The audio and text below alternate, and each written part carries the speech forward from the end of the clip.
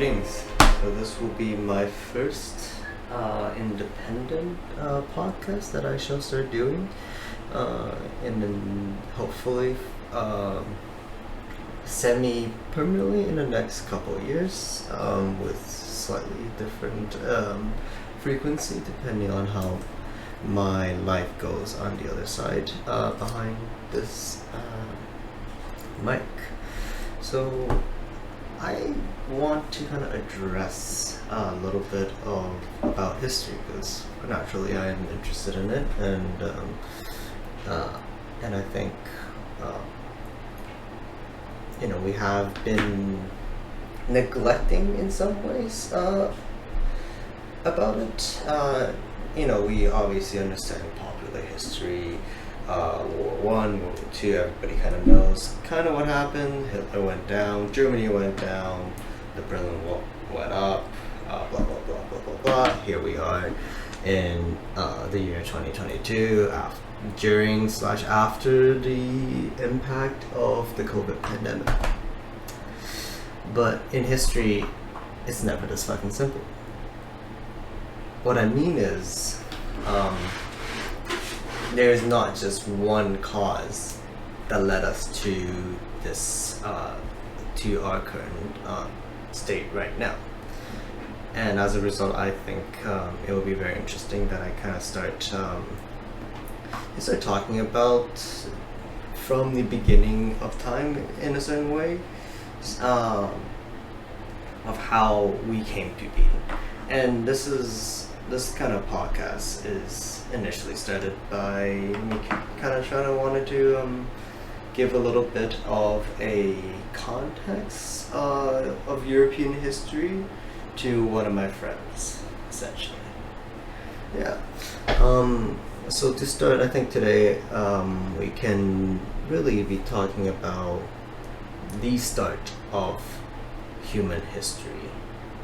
What I mean by that is kind of when human evolved from tribes into, and slowly, gradually into societies. And it initially it is a very slow process,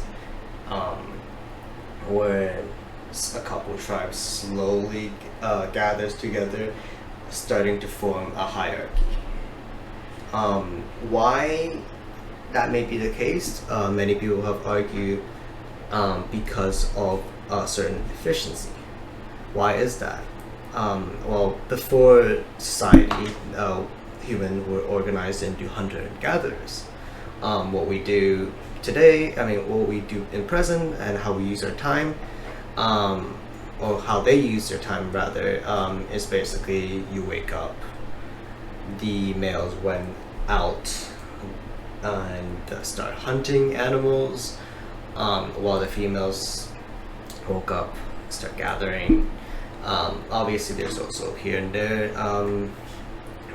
things, you have lunch, you have food at some point during the day, you take care of your children or your next generation, and then so on and so forth. This is a rather simple lifestyle, and it is also a lifestyle where it is rather egalitarian. There is no particular power dynamic in it.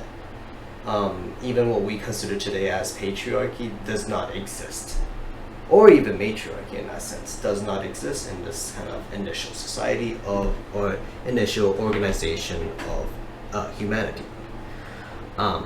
But that started to change as we started to discover tools that help us more efficiently hunt and more efficiently gather. But what really changed is, in a certain way, geography. So by around 10,000 years ago, the ice cap starts to fade away. There's a slowly and gradual rise of global warming, not the same type as we are experiencing currently, but a type that brought us from the last ice age to kind of the period of today. And that gave the humans kind of the required condition to see and to discover agriculture. And again, that is a very slow process. And here, today we would be talking about Mesopotamia. Because during this time,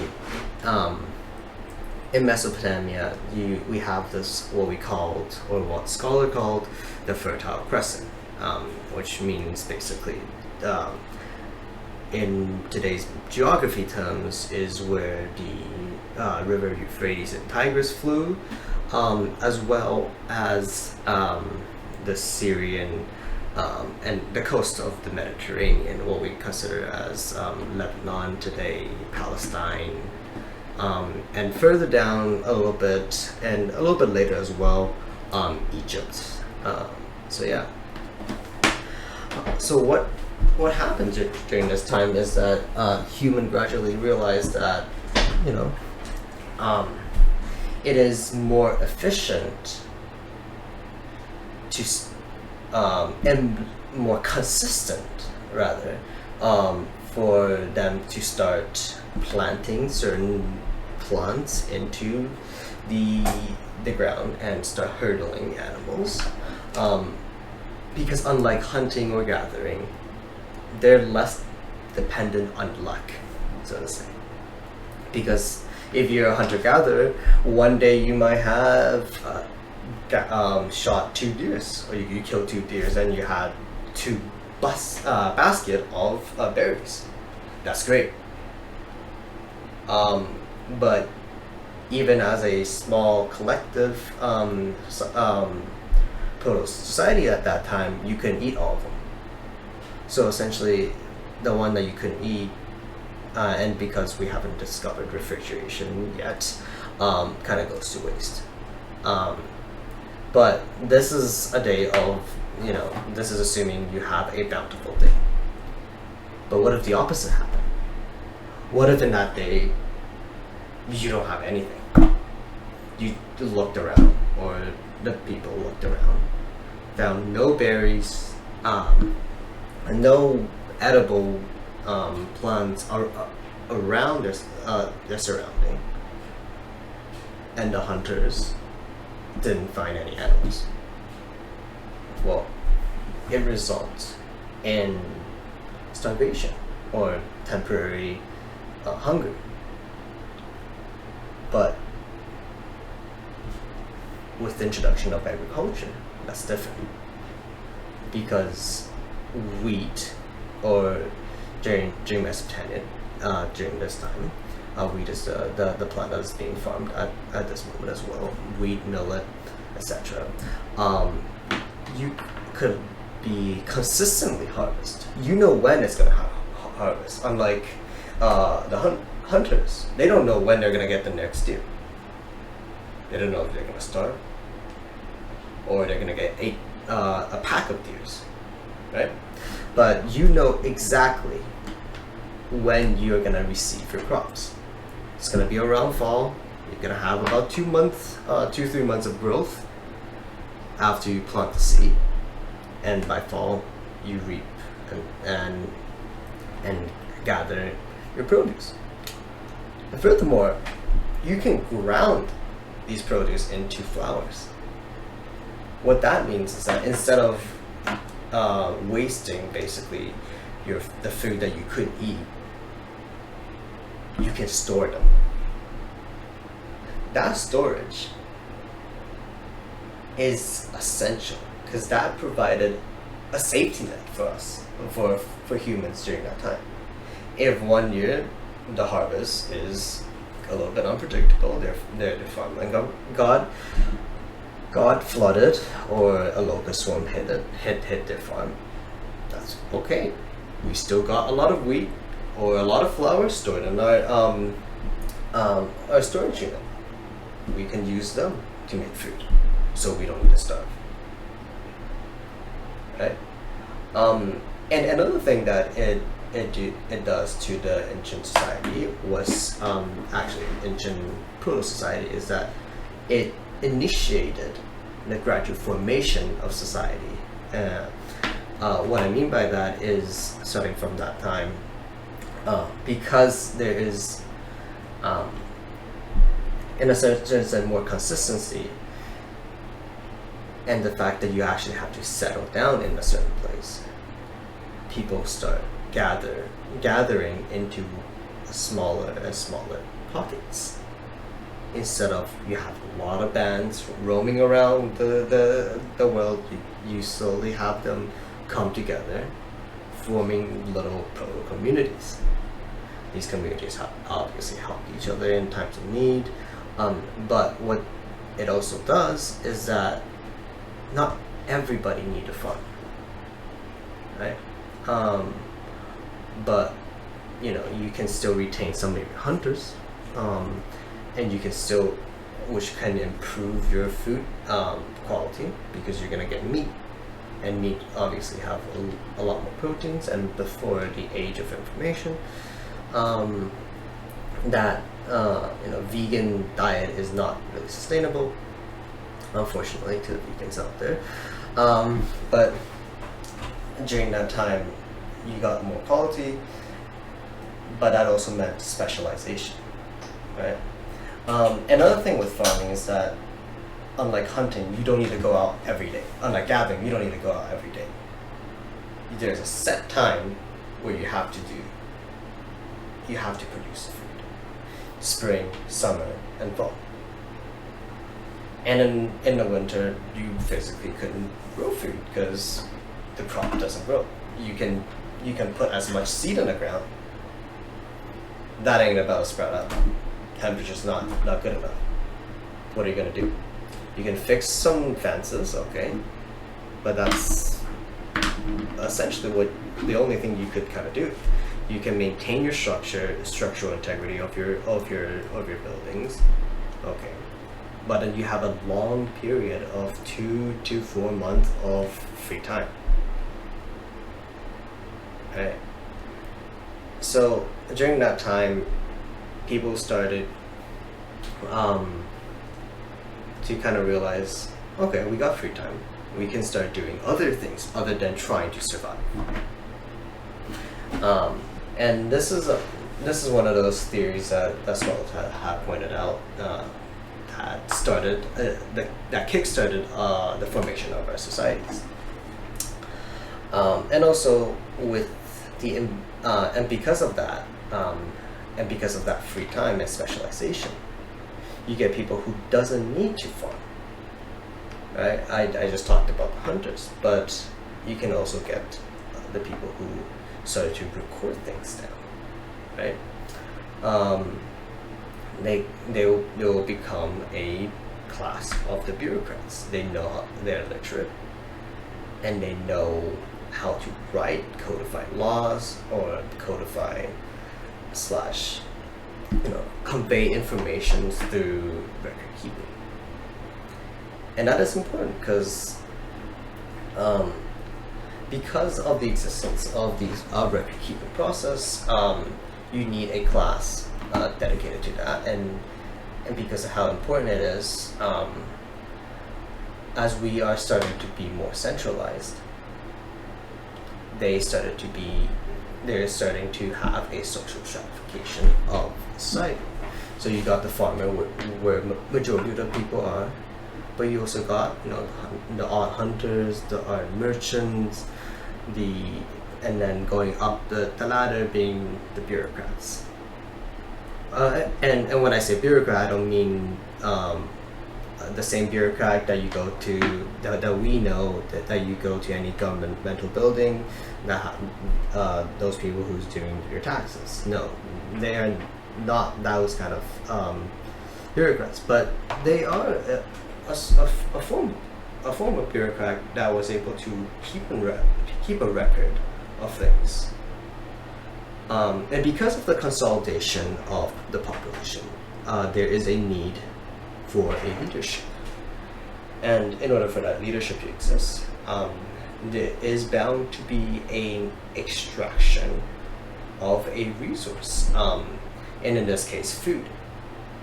And then this is when we start seeing the social pyramid that we often see in the medieval time. But this is during the late Stone Age to early Copper / Bronze Age period, where priestly class, those who were literate, who were able to construct a narrative or identity about their people, start to lead their people. And how do they get their power?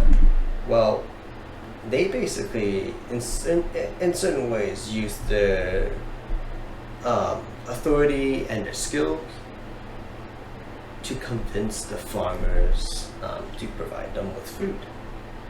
And then they're going to store these food. And then they will eventually, as they would promise to, most likely would promise to do, is to distribute them in the time of crisis. As I mentioned before, because the fact that we entered into a period of agriculture, they were able to have this kind of safety net.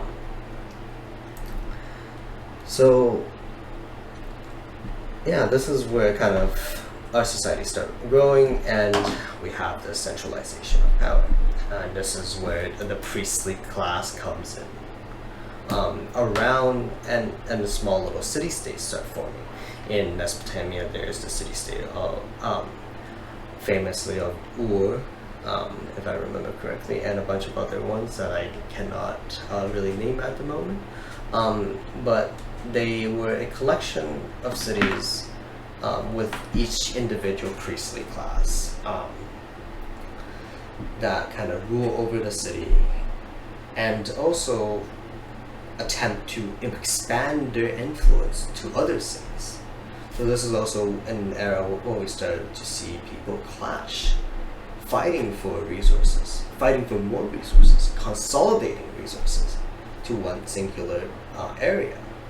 And this is where we kind of get our first idea of empire. Famously the Sumerians, and later the Akkadians. And that is still going to be the Bronze Age. And another aspect that I wish to kind of discuss as we're going through this kind of early human history is kind of idea of living condition of people. Because I myself, I always think in a term of how the people, not how the common people behaved and felt during a specific time in history. One example is how the Italian peasant class during the Renaissance era reacted when they see monumental cathedrals being built. But that will probably come up with one of my later podcasts. But today, in discovering kind of what the ancient society do, I'm also gonna talk about what how individual people, farmers, felt during that time period. So let's go back to kind of our discussion on hunter-gatherers. When I said, the society is relatively equal. There's no power structures. There's no one person saying, okay, you gotta do this, you gotta do this, and the decision-making process is relatively, we can say democratic, but that concept really isn't a good way of phrasing it. But yeah, it is a very decentralized system where when a decision have to be made, it is made between all the consenting individual, and usually it would be based on a unanimous vote. I will give you guys just an example. If, say, a hunter-gatherer band decided to move from place A to place B, they usually have to decide, okay, why should we do that? What causes us to do that? Right?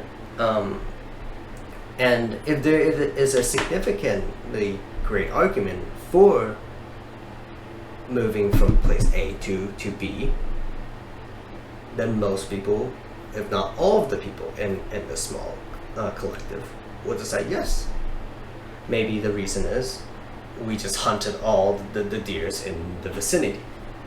Okay, well, we're not gonna have any food left, and we're gonna starve if we keep staying here. I know this place is lovely. They got mountains, they got trees, they got nature. Not that nature isn't a rarity during that time, but it may be a beautiful place. But when you hunted everything, you gathered all the food resources that you could, and the fact that a different type of weather might be coming that you might not be prepared for. Well, you're kind of forced to move to another place, and also there is a lot less of a dissenting voice, and the reason is because of the fact that people have not gathered together yet. The small hunting gathering band is usually consists of one family or one extended family. So maybe you got the patriarch slash matriarch in the collective, and then you got their children's children, maybe their sister, their brother's children, their sister's children, and so on and so forth. You got this little, like, maybe 10 to 20 people unit.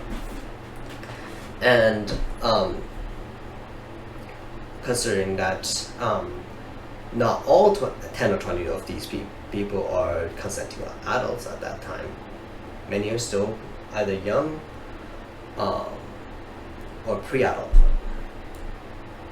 The decision making is a lot easier. Just as today, it is a lot easier to convince 2 other people than to convince the whole country of Canada that drilling oil is a bad decision, right? And because of that, they're able to kind of move around. And also because there's a lack of power dynamic in this small group, there's a lot less oppression. There is no power concentrate. But now going back to our society after, actually, humankind after the formation of society. Now we got stratification, as I just said before. There is a pyramid ish area that that we kind of associate with, and there's this like inherent power dynamic, and this power dynamic does have power concentrate, which means there is basically oppression. Why would I say that? Well, say that you're one of those farmers. You're farming your way and you mess up. And you're like, okay, well, that's bad. I just accidentally burned half my crops. And I'm supposed to submit half my crops to the government or the leader, whatever. But that also meant that the other half, which is supposed to be mine, to eat and to sustain myself, is gone. What am I going to do? And in this situation, without any power concentration, the farmer would likely say, all right, well, I'm going to keep everything to myself because I want to survive. But if everybody does that, then the society is going to fall apart, because there will be not enough resources to sustain the other classes that does not farm. Say the warriors or the guardians of that specific area the leaders and the so-called bureaucrat and merchant class. And that on the long run is also not good for the community. Sure, in the short term, you got your food. That is great. You can survive in the year. But what if the neighboring community or the neighboring village decide that, oh, you guys are looking a little thin. You don't have anybody protecting you. Why don't we impose our authority over you? Because we have the warriors. In a very kind of Darwinistic way, kind of like the struggle of the fittest, survival of the fittest, I mean. You kind of, those who does not conform and build a kind of slightly centralized system does not survive that well. And so as a result, we get power concentrated.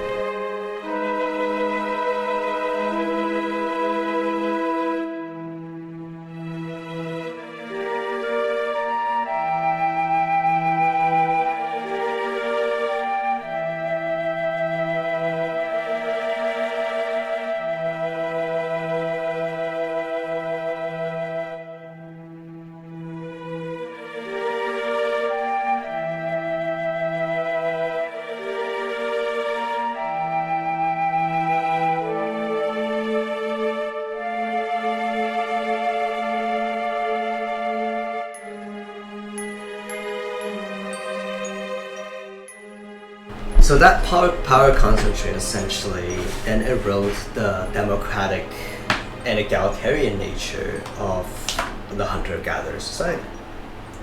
What that means is that people then, statistics shows that people generally actually lived a harder life.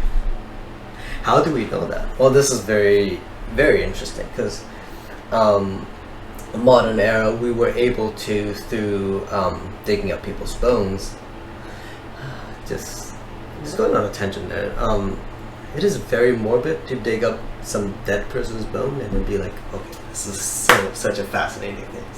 But that aside, from digging into people's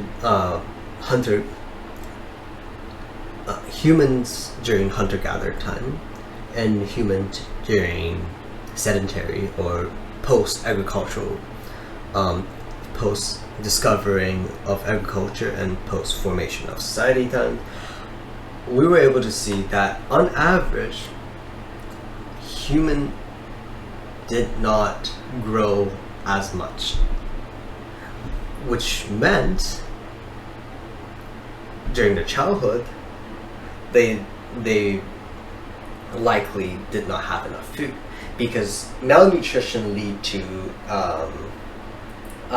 less growth in height. It basically, because you don't have enough nutrient, your body was during puberty was it only able to keep up with your basic functions, but they were not able to grow you.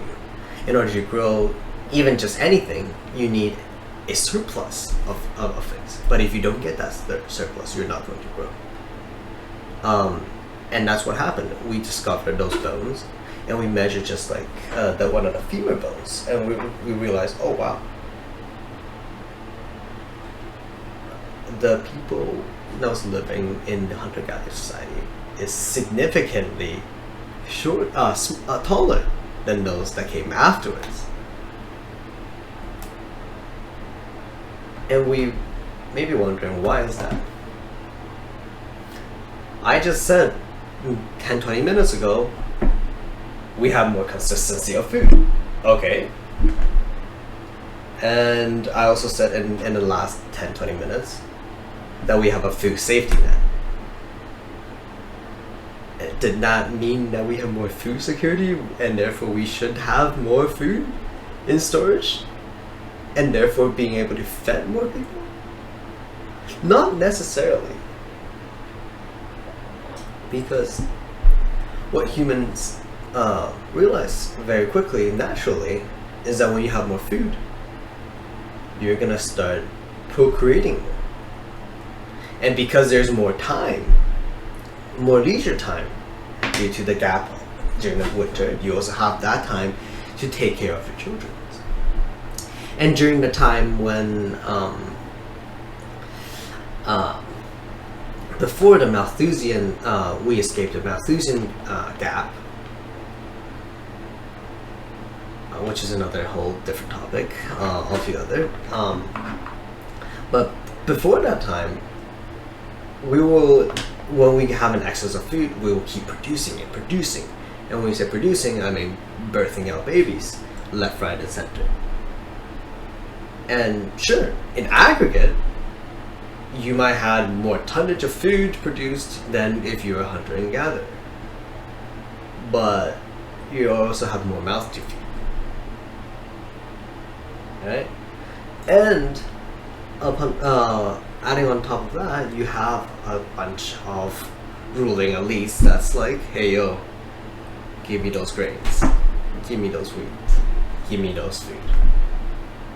And all these factors together, we found out, even though these technology helped us grow, it made most of the people during that time, in terms of their living conditions, worse.